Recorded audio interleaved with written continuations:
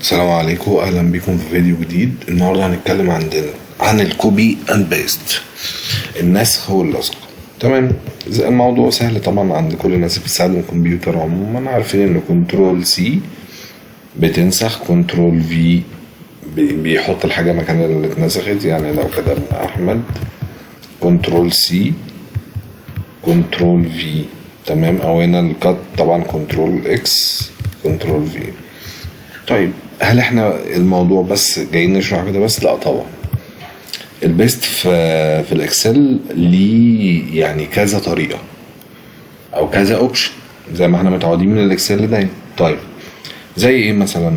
اول عادي مثلا واحد وهنا واحد، زي ما قلنا الت يساوي لا اوتو سم 2 جمع لنا ارقام. طيب انا هنا لو جيت الرقم ده معمول عليه معادله، لو انا جيت خدته كوبي ورميته هنا هيديني صفر، علشان هنا هو سحب المعادلة مسحبش الرقم. طب انا عايز اسحب الرقم الناتج بتاع المعادلة ده.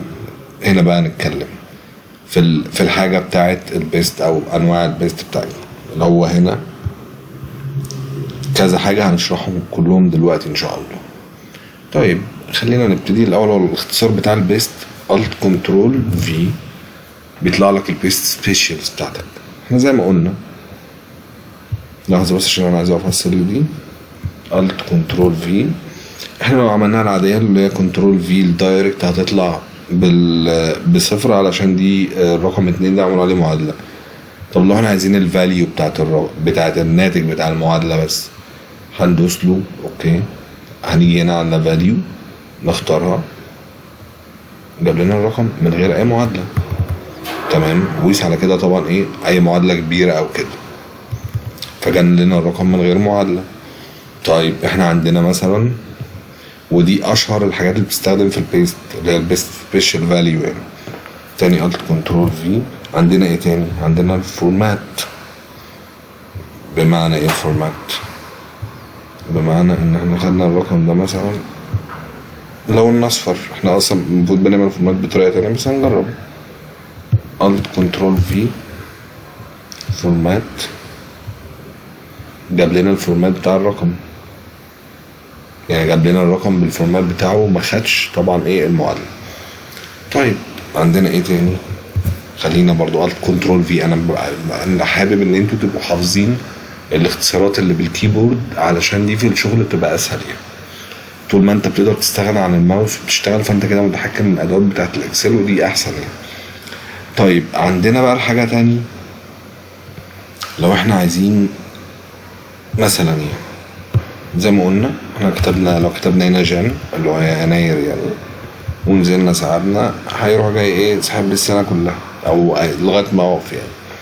طيب انا عايز اخد الرقم، عايز اخلي الاشهر اللي هي الطولي دي اخليها بالعرض. كنترول سي، نيجي هنا في حاجه اسمها دي، قلنا الفاليو خلاص تمام، ودي الفورمات يعني بينقل المعادله بس. وهنا بقى الترانسبوز. تمام، ترانسبوز بيعمل ايه؟ بينقل لك الارقام من الطوليه لعرضيه. يعني لو انا عندي ارقام هنا وقدامها داتا، بس انا عايز اخلي الارقام بالعرض، او التكست او اي حاجه دي اخليها بالعرض، فاقدر اعملها من ترانسبوز. تمام. طب حاجه كمان، في حاجه اسمها الايه؟ البيست لينك. البيست لينك دي عباره عن ايه بقى يا باشا؟ انا هنا معمول معادله، فانا خدت الرقم ده كنترول سي، وزي ما قلنا اجي هنا في حاجه هنا اسمها بيست لينك.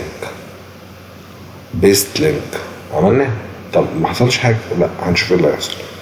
بيست لينك ده معناه ان اي تغيير هنا هيحصل، يتغير هنا هيتغير، يسمع هنا في الشيت في الرقم اللي احنا واقفين عليه التاني اللي احنا عملنا له بيست.